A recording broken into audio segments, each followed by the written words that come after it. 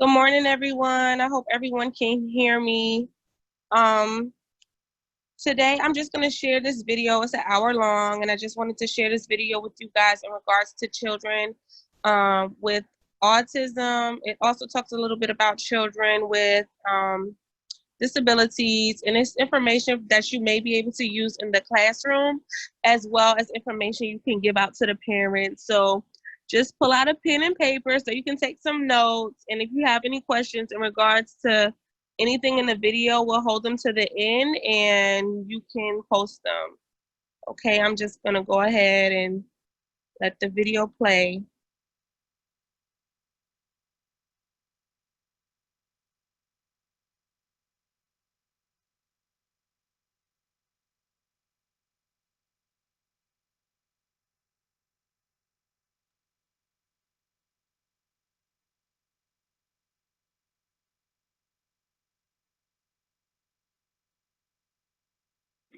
Hello, good afternoon. My name is Raquel Halfon.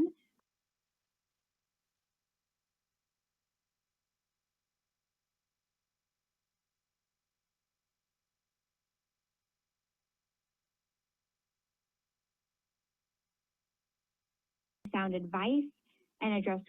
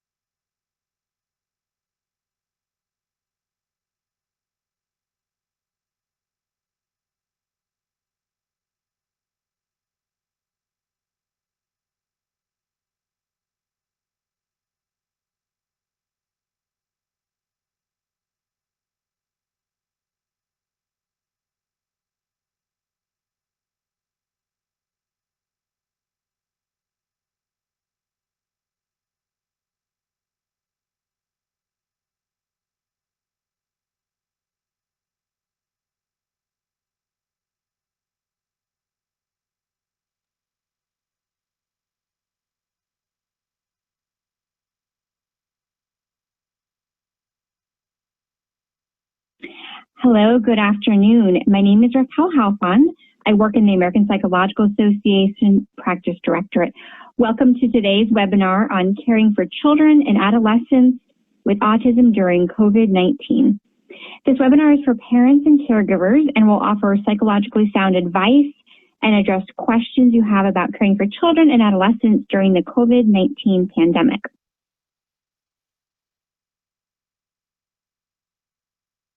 Okay.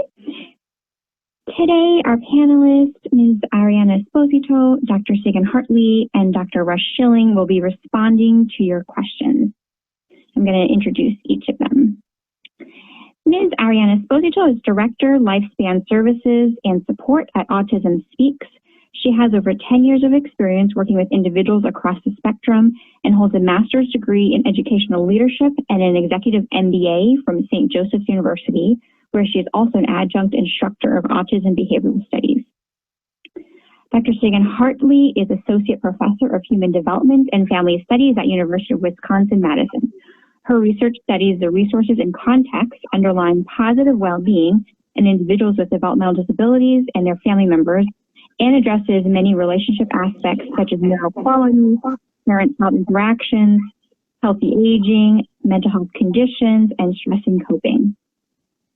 Dr. Rush Schilling is Chief Scientific Officer at the American Psychological Association. He's an experimental psychologist with wide-ranging scientific, policy, and administrative experience, including positions within education, the federal government, and private industry. He's a retired military officer. Russ is also the parent of 2 children with autism, ages 18 and 20, both home with him now. And they will be responding to questions submitted in advance, as well as questions posted during this webinar. And we have received quite a few questions already, so let's try to get to as many as we can. Okay, now we're going to do a little bit of housekeeping to get started. So you can feel free to ask questions during today's presentation using the questions box on your dashboard. We already have quite a lot of questions submitted, as I noted prior to the webinar. We'll try and get through as many as we can. Following the webinar, a copy of the recording will be sent to all registrants along with a survey, and we'd really appreciate it if you could please take a few moments and fill it out.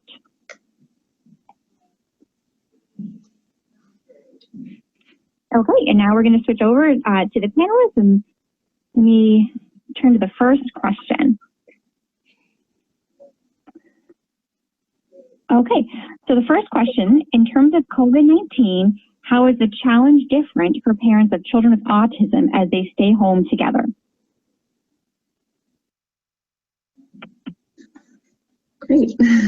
So in terms of COVID-19, this challenge looks a little bit different for parents of children with autism, because not only are they adapting as a family and parents to having their children home, being responsible for homeschooling, but in addition, managing the needs of a child with autism, including those specialized services that they're kind of used to getting during the school day, in addition to challenging behaviors that may arise during this disrupted routine.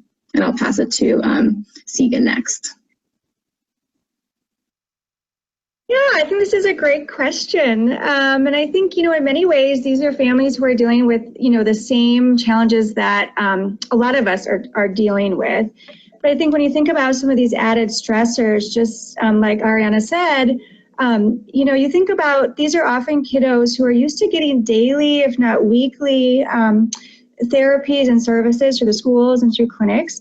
Often those services now may be completely stopped, they're reduced, or now they're looking a lot different. And so that's a big thing to sort of navigate and to make some major life adjustments around. I think also from caregivers, caregivers often receive respite care, and respite care services may be completely on hold as well as we think about social distancing and how we're all sort of trying to navigate that. And then just, living under a single shared household can be a lot. Often if you think about caregivers, one of the built-in ways that you may get a break and be able to focus on some of your own care needs is when your child maybe is involved in school or involved in therapies outside of the home, or if there's a provider who comes into the home, that provider may be sort of the one who's supervising and sort of responsible for that child, and the caregiver gets a break. So all of those built-in breaks that are often key parts of our routine are often no longer there for parents. So I think that's a big way that these families are altered. That can apply to other families as well, but is sort of a particular pressure point. The other thing I think is a lot of these kids may, because of comorbid medical conditions, may also be in a high-risk group for COVID-19. And that can be a big source of stress for families that we hear from, because now not only are you dealing with all the changes and the anxiety, but if you have a particular family member who is at high risk, the whole sort of ball game around social distancing just comes that much higher, and can create new anxieties. The other sort of thing that I think we've been hearing a lot about in our clinics in Wisconsin is just the impact of these sort of disrupted daily routines. And, I don't know, for many of those of you like myself, daily routines are a way that I thrive. And I think that's really good for a lot of us. I think about if you think about a child with autism or another type of neurodevelopmental condition, often daily routines are really the cornerstone of their lives. These are very important parts. A lot of work went into creating these daily routines. It can be really hard to try to explain and build in flexibility about this. But this is a key way also that we make a world predictable for kids who are on the spectrum or kids who have other developmental conditions.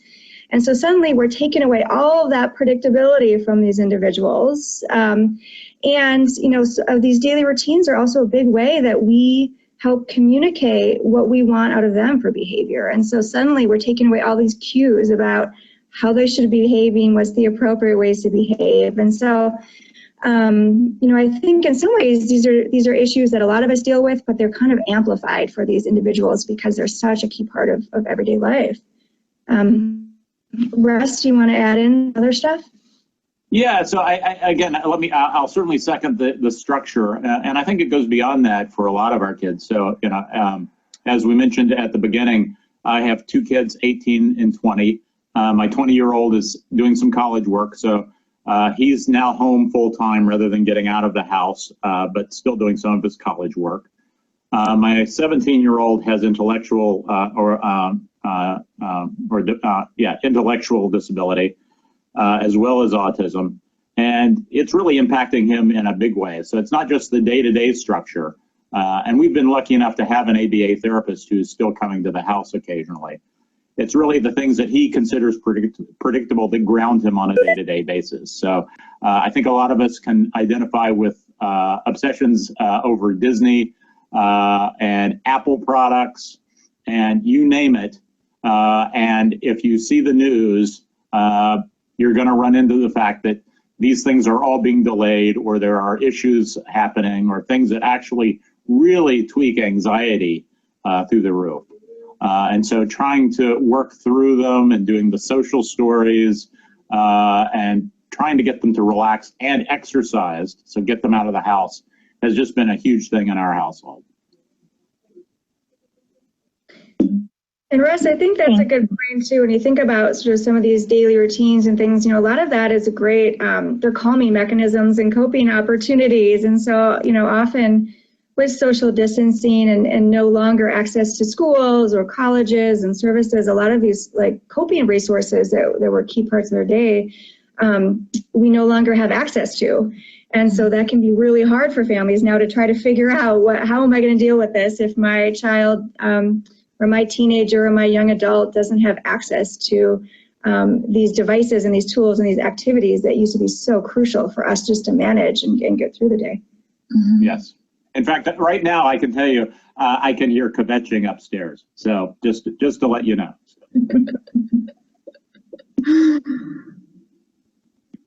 Thank you all. We have a next question up. Are there strategies that you would suggest for managing increased aggressiveness, especially self-injurious behaviors during this time? Great question. And during times of uncertainty and disrupted routines, it's very common and expected to see an increase in challenging behaviors, specifically ones that are more high risk, like self-injury or aggression. While I can't give specific strategies about how to handle those behaviors, what I would recommend is staying very closely connected to whoever's providing your behavioral health services or behavior therapy services, whether it's a BCBA or a licensed behavior specialist in your within your school district or provider network, and ask my tips are: one, stay in constant communication throughout this period of uncertainty with whoever's providing the services for your child, not just behaviorally, but they're receiving speech, OT, or PT. Like we said earlier, one that will help kind of maintain some normalcy, but also there are grounding and calming techniques that might be utilized when your child's receiving those type of services throughout the school day. The second one is consistency across, when in this disrupted routine, the way that these behaviors would be managed at school are very concretely managed, where the team hopefully is all on the same page and responding consistently. That consistency can go a really long way during a time of uncertainty, like what we're experiencing right now. So I would recommend connecting with your behavior specialist and explain the behaviors that are happening, ask for strategies, resources, and tips, and make sure everyone in your entire household is aware. So not just the parents, the caregivers, the siblings, having everybody on board with when the behaviors do occur, how to respond appropriately. That consistency will also really bolster your efforts in maintaining safety for your whole family. Those are great tips. I guess the only thing I would, you could also consider is doing a little bit of sort of informal functional analysis. I mean, so what I mean by that is, again,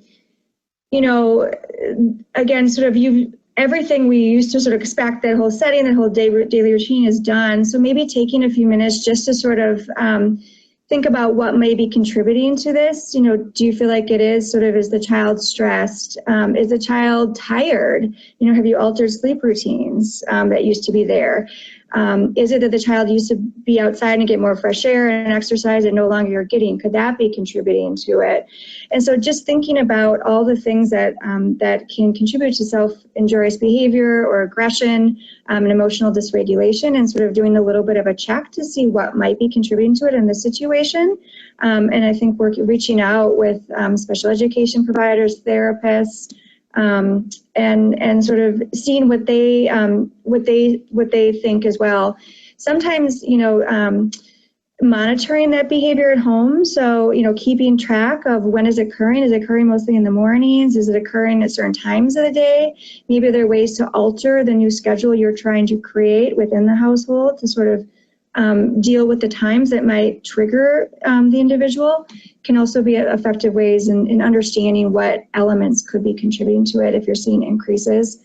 But yeah, I think, in some ways, I think caregivers should anticipate that this might be a time that you are going to see a lot more behavioral challenges, and anticipating that and trying to stay calm in that and trying to figure out things that might be contributing to it, and working with therapists about strategies for addressing it may be a nice first step.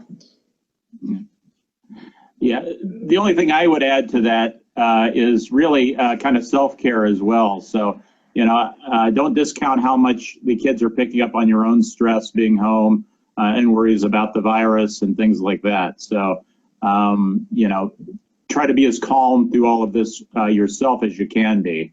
And some of that will transfer over to the kids, but we're certainly seeing that in my household.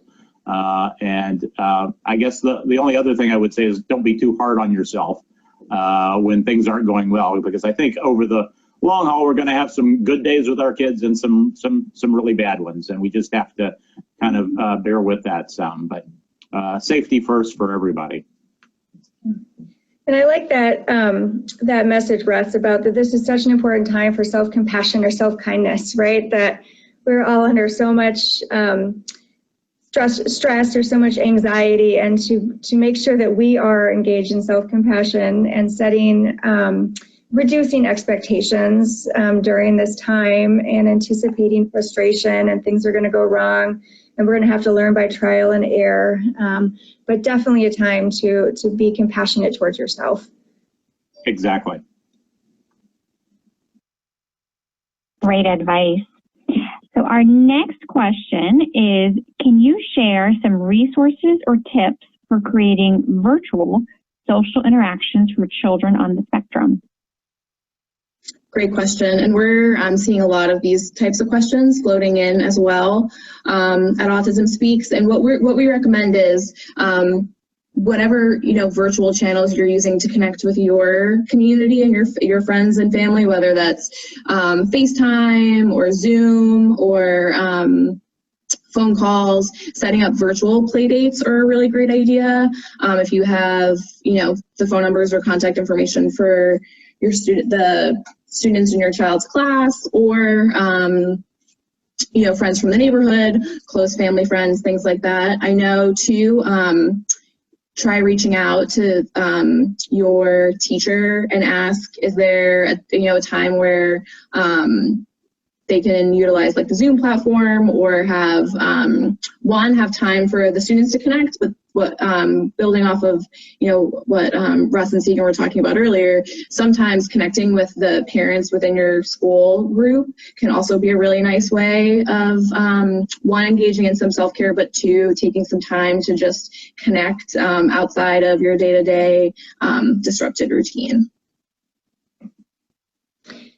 And I think if you're feeling like this is a great time to reach out to teachers too, if you feel like you don't have information for classmates and that's something that you're interested in, to lean on them and get them to help set something up. A lot of the local organizations like Autism Speaks and other sort of state specific organizations are also really trying to get some parent support groups, but also some teen support groups and some online formats. So that might also be another resource if you want to try to connect your child with other people to make sure that they feel that social connection. And I think family members is also a great way to do it, right? And make sure that they are feeling connected. We can all feel isolated during this time. And so I think it's it's so important that you think about those ways that you are able to build that into your schedule that's appropriate and helpful. Yeah, and not much to add to this. We had a great experience this week where some of my son's caregivers, my younger son, basically came in on Zoom and talked to him for a while, and it really lifted his spirits. Was a great experience. I think the parent-to-parent care groups are also important. So a lot you can really gain from just setting up some of these informal discussions online, I think. Is wonderful. And one other thing, since we're talking about virtual connections, Military TRICARE has just approved for military families the ability to have one-to-one education and training with the parents, and they will cover the costs if you have the ABA services approved. So it's not child to therapist, but it is parent to therapist. Which could be useful for a lot of you as well. Mm-hmm. The other thing I'll also mention is I think, often with COVID-19, we get really focused on sort of Zoom and connecting out, which I think is absolutely vital for a lot of people. But I also think about, taking the time, I feel like, to connect with family members who may be in your same home in ways that are more casual and positive and like how you connected prior to COVID-19. So I think, some of our research has looked at the parent-couple relationship for families who have a child with autism. And one of the big differences we're finding in a daily diary where they would report, where we asked families to report what they were doing every day. And we had a comparison group of couples who had typically developing children. And one of the differences was not in the negative interactions, but was actually that couples who had a child with autism were spending less time together, and we're spending less time in positive couple interactions. And so they were interacting, but it was often to problem solve or to navigate specific challenges in the schedule. Who's going to drive who to therapy? Who's going to do what? Who's going to make dinner? And so what seemed to be going by the wayside was this time that couples may spend just to sort of joke, tell each other about their day, talk about a movie, not engage in the problem-solving sort of task-oriented things. And I think, in times of stress, I think that's something we can all fall into, is that we get really fixated on sort of problem-solving. And in part, it's we need to, right? These are new things we have to solve. We have to figure out the day. But I think, making sure to spend some time to try to maybe not talk about the news together, just talk about a backyard project, or talk about a movie together that you guys had seen, is also a really powerful way to make us feel some of that sense of sort of normalcy and some of that social connection that I think in times of stress we tend to ignore. And so I think that's also a really positive thing. It doesn't have to be a lot of time. I always say, it could be 5 or 10 minutes in the morning when you share coffee, to just try to joke and not sort of, problem solve, but just enjoy each other. And I think that's not just for parent-to-parent couple relationship, but also with your kids as well. What are some normal things or typical non-COVID-19 things you might have done together, and other ways you can try to sort of set aside the news and sort of stress and other things and just enjoy some of that in really small bursts of time. Thank you. Next question. If a parent only has 5 minutes a day to take care of their own well-being, what should they do? In other words, how can parents be supported in their own self-care? Great question. What I would recommend is whatever you were doing for self-care before COVID-19 happened, try and find ways to incorporate that into your daily schedule. One of the strategies for helping your child adjust to a new routine is creating a new schedule and a new routine for them. And that's step 1 of the process. Step 2 is now create a schedule and a routine for your entire family. And that's going to take time, and it's not going to be perfect. And it might be one small thing every single day, but working with your partner, your other caregivers who are in the house to say, these are 5 minutes. These are going to be my 5 minutes where I'm going to focus on me, whether it's I'm going to go take a walk, I'm going to listen to a podcast, whatever your sort of ways of self-care. I'm going to do a quick yoga class. And and can you just hold down the fort while I just go take these 5 minutes, and then reciprocate as well. Self-care is something that every person in your house should be focused on, and developing some type of system where you don't have to worry if you step away for 5 minutes that everything is going to fall apart, that someone in your household is going to be able to tag in and support you while you take the time that you need. The other thing I'll add is if it's a particularly stressful day or you feel like you're about to lose it, or it's a stressful day at work and things aren't going right in the home, that's a sign to take a break. And so having that conversation proactively with the people in your home to say, there's going to be a time where I'm going to need to tap out, and I'm at my breaking point. This is the word I'm going to use, or I'm going to ask you, and then can you just come in and sort of take care of this while I go, pull myself together? Because having a family member down who's really stressed and isn't in a good headspace isn't good for your whole family either. I think that's wonderful comments. I guess the only thing, things to add is I think that, in times of stress, I think the other thing that research suggests is that the ability to pay attention and memory and sort of cognitive skills can really be impacted. And so I always say in part that just is a good reminder to set realistic sort of expectations, again, engage in that self-compassion, about knowing that, the goal is not to necessarily replicate a 7-hour school day with your child at home, and to break it up and to say what's manageable right now, what do we absolutely care about, what are things that we don't need to care about, and to focus on the things that you feel like may be going right, and to give yourself a break on the other stuff. And for me, in terms of the inattention, I found that I try to limit how often that I read the news, and try to just do it twice a day, so you don't get overwhelmed. And I think that is a really important self-care strategy too, in sort of the era that we live in right now, where you can be bombarded with messages and bombarded with news, and you read stories and it brings up new anxieties and overwhelms you and is distracting. And so little ways to focus in on things that don't make you feel anxious is another good self-care strategy. Yeah, I really don't have anything to add. These were all excellent suggestions. Meditation, also a good way to spend 5 minutes if you can break it out, or even for shorter amounts of time during the day.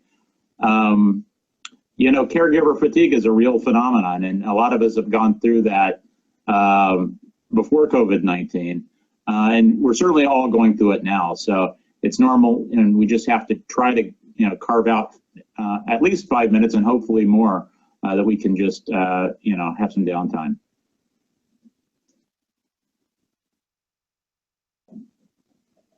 Thank you.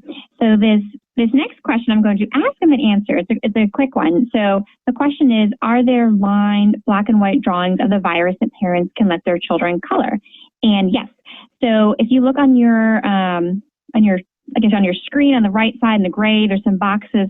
One of them on the title that says handout. If you look down there, there's a resources handout, and on there is one of those drawings in there. And these resources will also be made available to you along with a recording after the webinar. Yeah. And I'll jump in. Another good set of resources I've been looking at, Sesame Workshop has some really good general resources for small kids discussing for the parents how to discuss the virus. So I'd recommend going to that site as well, and that's in the handouts. And that actually leads us into our next question. How can parents talk about COVID-19 with their child with autism? Great. So when discussing, COVID-19 with your child, you want to meet them on the level that they're at, and give them enough info. You want to explain to them so they have enough information of what's going on, but not too much that's going to cause panic. And that will vary from child to child and from family to family. Some tips, Autism Speaks and a bunch of additional organizations have written social stories and teaching stories that can help facilitate that conversation. if those are useful strategies that are effective for your child, then by all means use them. I would refrain from, utilizing news clips unless that's something that's like a preferred item or something that they enjoy to do, because, like Segan said earlier, it can become very overwhelming very fast with the amount of news that we're bombarded with. And explaining, this is an important part. I think all of us are still trying to wrap our heads around it, that it is such an uncertain situation. So there are things that we really know about the virus, but then things that we really don't know about the virus. And that's okay, that uncertainty and not knowing is normal, and we're all kind of going through this together. Yeah, I would just echo, I think those are great points. I think social narratives or these social stories that really draw on, pictures and text to sort of help explain some of the changes in life and introduce some of the new social distancing policies can be a nice way that a lot of parents will find helpful. And there are a number of resources out there now that are being developed. So Autism Speaks, APA, the CDC has come out with a couple, and so I believe that Kirk is going to send some resources following this webinar that are great places to sort of start with. I think this is a difficult thing. There's no one right answer. I think your child the best. You sort of know what may be helpful, what may not be helpful. I think for some kids and adolescents and adults going, back and forth dialogue and answering questions about what's going on is very useful. I think for other kids, maybe you just want to cover basics, and maybe going into details would not be useful at this time. So I think, you're definitely the expert, but your therapist or your special education teacher is also a great resource to reach out and get their take on what may be the best strategy to go forward with your child. They may have some good insights as well. And I guess my input for this one would be to try to frame the discussion around something that is also comforting to the child as well. So rather than just, the straight facts, say, but when this is over, we're going to, and give them some kind of a positive goal out there beyond what we're going through right now. And again, I think the other issue is it really does depend on the child. So I know one of my sons likes to have the facts. The other one wants to have specifics and doesn't deal well with the ambiguity portions. And so we have to really message around both of those for both kids. So. And this family is support groups around. Oh, go ahead. Oh, no, I was just going to add that you also think about what the child can control and not control. So with my oldest, I've talked about what we can control. So we can control certain things like washing our hands, covering our mouth, covering our sneezes, but then there's other things we can't control. And that can also help to give children a nice sense of what they, control. Go ahead, Segan. Oh, I was just going to say, I always say the best resource is often other parents, right? And so going to some of these support groups or some of these listservs around these professional organizations can also be it's a great question to pose to other parents and hear strategies of how they've explained it and what's worked, what's not.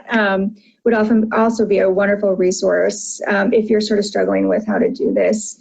And sort of, as Russ mentioned, also how to combine this with messages also of comfort, so you're not sort of just focusing on the negative, and sort of, as Raquel said, also focusing on things that you can control. So you give them that sense that there are things they can do, and these are the things we're doing, and then focus on those positives and those things that you can control quickly. Okay, our next question is, how do you engage children with autism spectrum disorder in telehealth consults? How do you continue delivering care to kids who have difficulty interacting through verbal communication and require a different approach? Another great question. So for engaging with telehealth, find something that's motivating to your child. If you need them to sit and attend to the screen, if screens aren't reinforcing, or the joint attention of watching something on the screen and repeating and modeling is something that's difficult for them, whether it's saying we're going to do this for 10 minutes and once this is over we can go do a fun activity or preferred item. For continuing to deliver care who have difficulty through verbal communication and may require a more tailored approach, utilize your support network. I know in a time like this where you're not able to see, and be in the same room as your special education teacher or your behavior support team and your other service providers, they are there for you, whether it's through, telehealth or on the phone.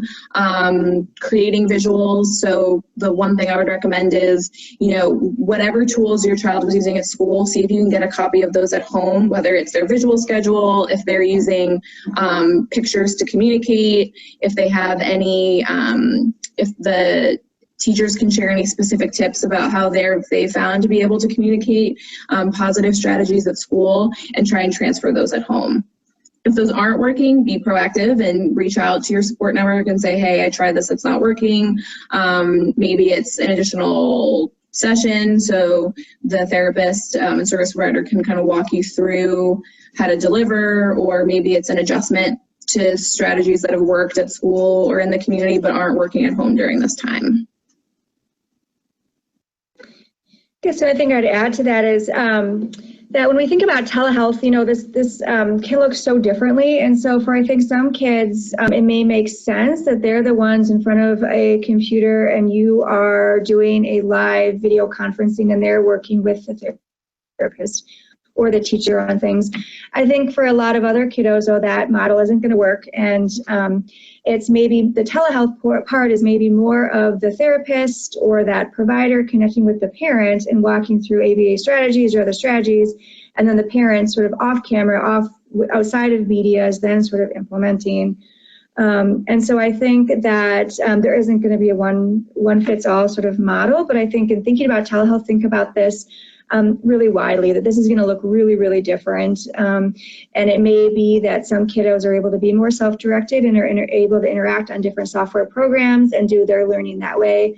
It may be that a parent's right there doing sort of every step along the way with them, or it may be that the parent is consulting with the therapist and they're offline trying to do some strategies that make sense and that are manageable to do in home.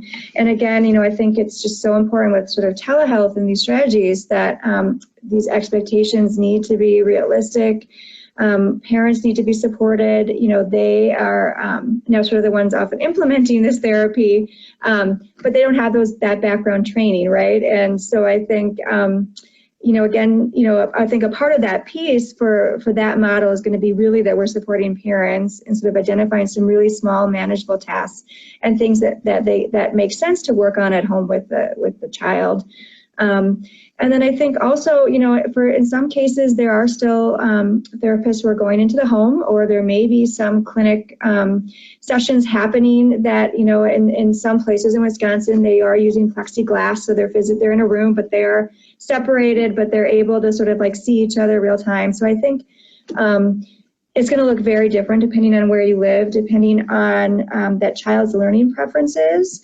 But I think the idea of making sure that you are your own self-advocate, reaching out to providers, let them know what's working, let them know what's not working, what's just not manageable, that, they may be saying you should be doing 2 hours of X and they give you a link to a website. But as a parent, you're saying, wait a minute, this is not working. I can't manage this. I don't know what I'm doing. My kid's not paying attention. Give them that feedback, and they hopefully can then adjust whatever the therapy or whatever that education that they're trying to provide. Yeah, I think those are two excellent answers. So I'll just put my researcher hat on. I think we're going to learn a lot about telehealth with these populations through COVID-19.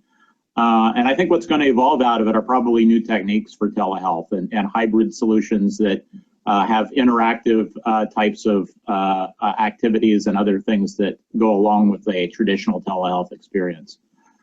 So I think, as we get input from the parents and the therapists, I think there's a lot of hope for future activities in here. So, just let us know what's working and what's not.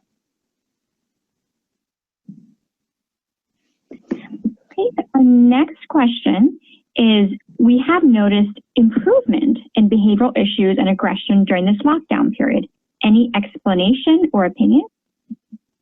Yes. So all behavior is communication. And so what we talked about earlier is, during times of disrupted routines, we can see a real increase in anxious behaviors, challenging behaviors like aggression and self-injury. But on the flip side, for some, this could be really, really nice. A nice time where they're not exposed to things that are either unpreferred or difficult for them or aversive in some cases. So maybe the ride to school in the morning, being on the school bus, those are things that are really difficult for them and set them up for a very challenging rest of the day. Now they're not on the school bus and they're at home and their day looks and feels a whole lot better. Being in the comfort of their own home as well, maybe not having to sit and attend in a classroom for the amount of time or their schedule. Maybe there are, thinking about the patterns within their school day and where do those behaviors start to tick up? Is it happening before lunch? Is it happening after lunch? Is it a combination of, going from a class they do like and then to an activity that they don't like? There are a lot of factors and a lot of different variables that happen throughout the course of a school day that can affect someone's behavior and could be causing, behavioral issues at school, that those things just don't translate to the home anymore.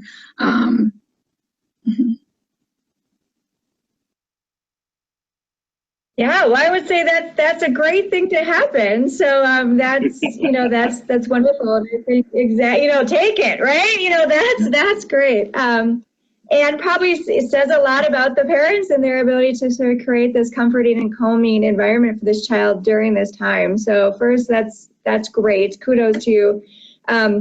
And yeah, I think there's all these reasons you can think that we have drastically shifted sort of, daily activities and environment in some good ways and ways that maybe really reduce stress for that child.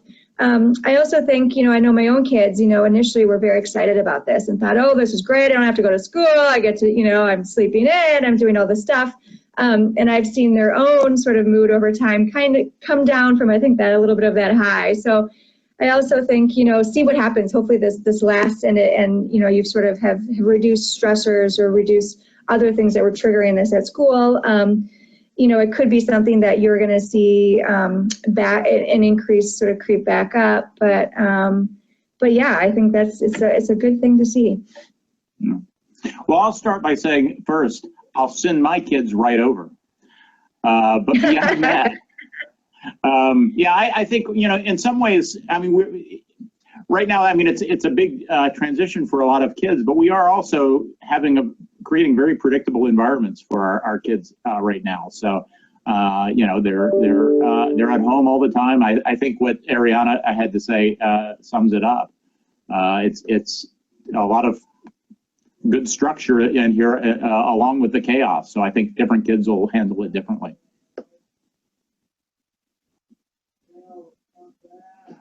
Thank you.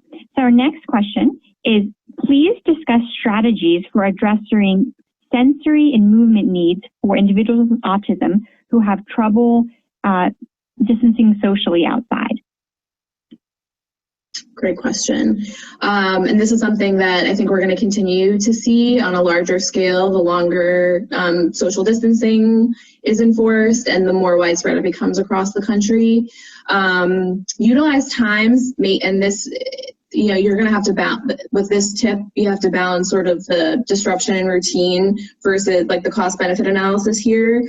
But going either early in the morning or times whether you have a playground or an open space in your neighborhood that you can go to that is not crowded, it's deserted, there isn't anyone really around, and allowing, for movement breaks and sensory needs at that time. If you have a backyard, that's even better. If you don't, front lawn, or even just explaining to going up to the people, staying obviously 6 feet at least apart, saying, explaining your child's needs and ask if they can give an additional space, or if your child starts to approach and break that sort of 6 feet barrier, that they know to kind of be responsive and move around. Setting rules and expectations is another really great way to have that conversation with your child on, meet them on their level. So whether it's a checklist, it's rules, tying it to like a token chart, that's a great way to connect if you do have a behavior therapist or your special ed teacher about strategies that work in the classroom for expectations. And that's a general tip I would give to families, whether you have a child with autism or not, is this is a great time to set school rules from the normal school hours, whether that's 7:30 to 3:30 or 7 to 2, 8 to 2. And that can be part of it, that during those hours, if you go outside, you have to stay, 2 legs lengths away or however you want to measure it. But creating some type of predictability and setting expectations too can be helpful. Yeah, that was great. I think that sort of does a nice summary of things. And I don't know if I have much to add other than I think a token, with the rules, balance that with the token system, lots of positive reinforcement. This is a time that we are to develop new rules, balance that with sort of lots of reward. And I also like the strategy too of, it's okay to talk with neighbors about some of these struggles and let them know that you're going to try to use the backyard. We're really careful about social distancing, but just so my child's going to be out here and my child might wander over. We're trying to work on rules with reinforcement, but it's okay to let others know what's going on, or try to go outside during times that a lot of other people may not be. If that's manageable, is another way to do it. But yeah, I think it's okay to start having these conversations, start to set some rules, create some predictability around that, and do lots of positive reinforcement to help learn these new rules. Yeah. I have nothing to add other than I know in our resource materials that we put up online, there are also some good strategies in there discussed in several of the links. So I'd refer you to those as well. Thank you. So our next question is, are you finding any public school districts, IEP, staying connections? I don't know if they meant connected. It says, I have not in California. But the follow-up question is, how can school districts and governments help parents in this time? I'll start with the second question first and then answer the first one after. So for school districts and governments right now, in this time of great uncertainty, it's providing resources and support to families and trying to maintain some semblance of normalcy, knowing that the normal routines are all changed, but having regularly scheduled meetings, checking in, doing your, if you can do school meetings over Zoom, if that's allowed, to do those types of things. If there are resources that the school district has to be able to connect with families or do, virtual coffee hours, just to maintain some type of, social connection, but then also, having teachers and service providers being available and creating as much access as possible, because one of the things during this time is that access to services are sort of more uneven than ever before, given things like internet and computers. So the more you can create access and opening channels, I think is really helpful at this time. And for staying connected on the school IEP, I would say that's probably on a school by school basis. If you do have questions related to your IEP, reaching out to your case manager, your special education teacher, the head of sort of your IEP team would be a great place to start. Yeah, I think that's great advice. I know here locally where I am, they are trying to do some of the IEP stuff over the phone. But I think, school districts are absolutely faced with these same questions, I think, that parents are. And I think everyone's sort of at that phase right now of navigating how to do this. And so not only how would you get that IEP team sort of like formed, how would you guys all communicate, but, to what extent do you need to go back over that IEP plan now and actually modify it, because, a lot of the goals that may have been set or things are now going to sort of have to be altered, and how are you going to track that? So, I think, the silver lining is that this process will hopefully lead to some better virtual tools that can be available to IE teams going forward, of how you would sustain this communication. How can we alter some of these goals in a way that everyone can access, everyone can give feedback to, and we can alter in sort of like a real-time unfolding process to meet the needs of kids. So I do think that this is something that you know, the Department of Education is you know, they're coming out with some of their broad recommendations and guidance for how to handle special education, but a lot of those specific details are really lacking at this point. And so I think you're going to see more and more come out about that. And I guess the only silver lining from the government standpoint is this could be a nice push to get some more virtual platforms to support IEPs that would lead to better services ultimately. Yeah. And we should all be pushing for that, really. Yeah, the only thing I'll add, and this is not directly to the IEP question, but at least at APA, we are looking at some of the discussions that are going on in the government about what types of resources need to be provided in the classroom or in the non-classroom world we're living in to special needs children. And we're really advocating to make sure that they're getting what they need at home as well. So.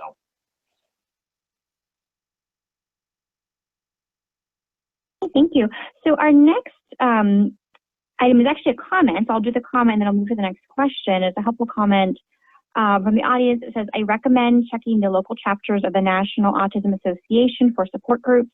I'm on the board of the New York Metro chapter and run free parent support groups for the New York Metro area. I transitioned to a video platform and will now be offering them twice monthly. So that's just a suggestion. I don't know if any panelists want to add anything to that. That's great. That's a great resource. All right. So next question is, how do you design programs to help children in the first 3 years with autism during this period? So if a child already has their diagnosis, chances are that they've been connected to some kind of early intervention service. Early intervention services, given the disruption because of social distancing and with shutdowns, most of the services that happen around this age are usually done in the home setting, which complicates things. I would recommend first reaching out and having a conversation with whoever your service provider is at a local level.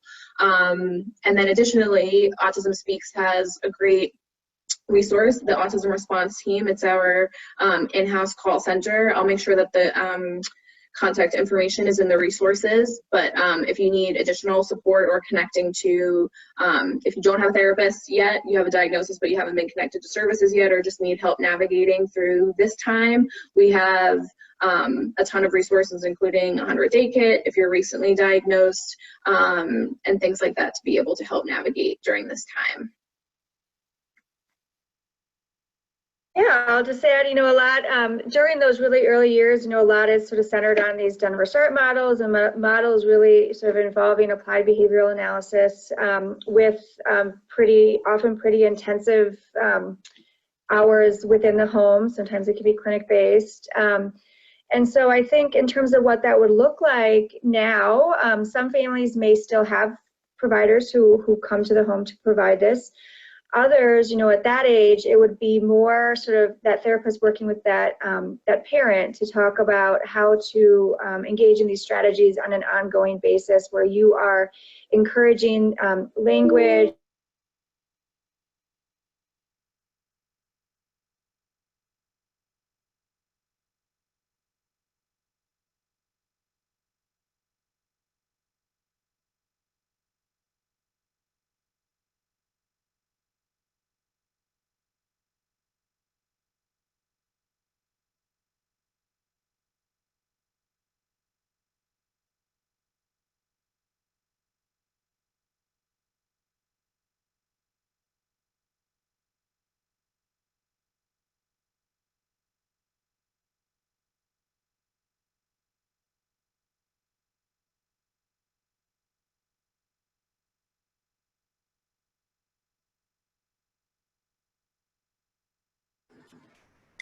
Hey everyone, we're gonna end the video there. That we were having some technical difficulties.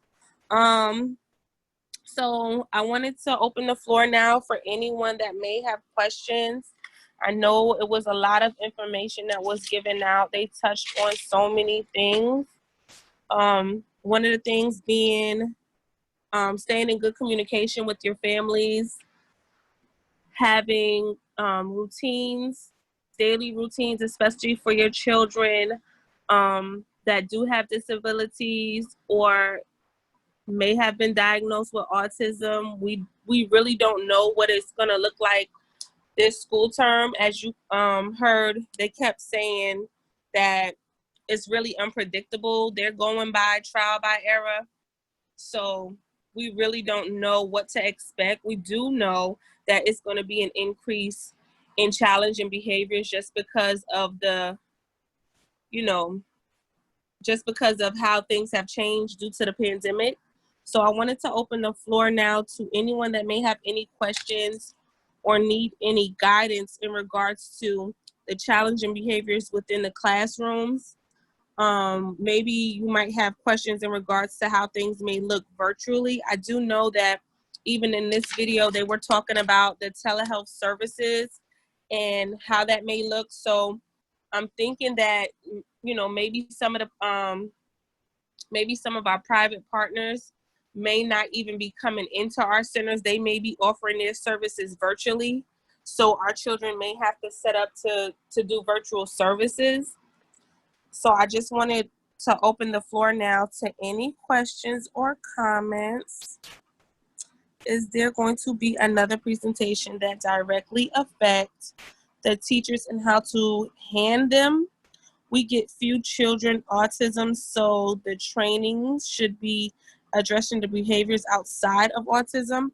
Well, at this time, we do get few children that are diagnosed with autism. That does not mean that they do not have the symptoms. They just have not been diagnosed yet, and they are now diagnosing children at an earlier stage. So a lot of the symptoms are the same as the symptoms that are the children that are in your classroom that are displaying challenging behaviors.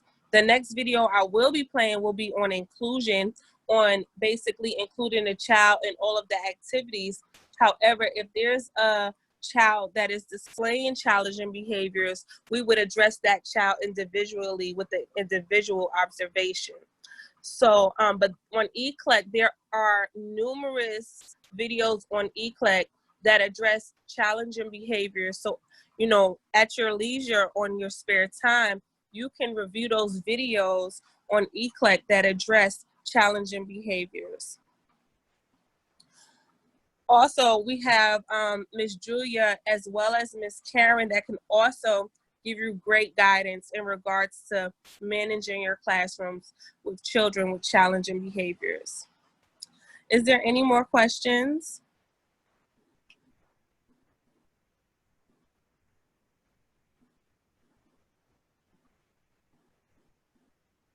Or maybe I'm not seeing all the questions.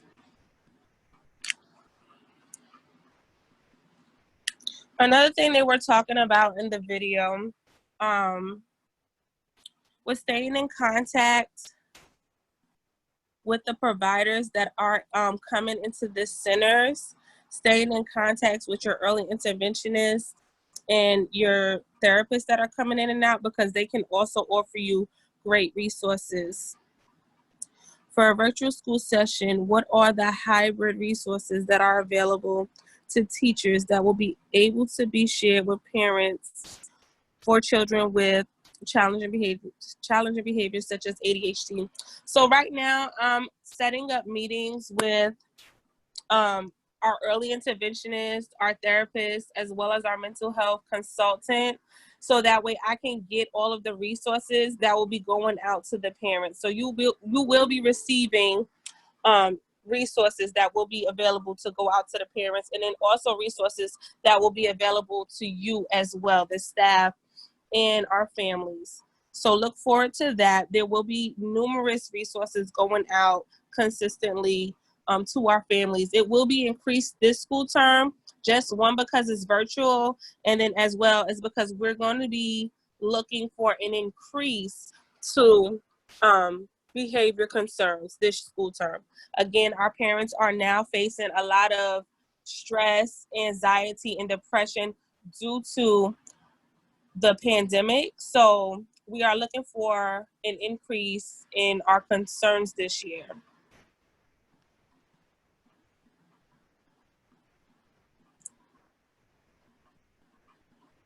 Another thing the video was discussing was talking about self-care. That's another resource that we will be providing to our families because, you know, it's going to be a lot of parents that's going to be under a lot of pressure. So we're promoting self-care, and it's not just for our families, it will also be in regards to our staff. We want you to ensure that you're taking care of yourself as well, so you're not as stressed out due to the increase of challenging behaviors. There was also some additional resources that was played in the video, including Autism Speaks. That's a good website to go to get some information and insight on autism for our younger children, because again, they are now diagnosing children as early as 18 months with autism.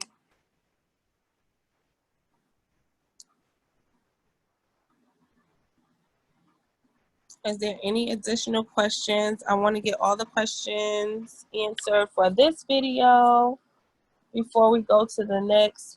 Oh, another thing that they were discussing was the support groups. And I think that's a really good idea because a lot of times, a lot of the information comes from our parents. So if we can formulate a support group or provide that resource for them, that would be awesome. So I'm definitely going to look into finding some support groups for our parents, or even creating one amongst our parent committee in regards to children with not just autism, but just with disabilities or concerns.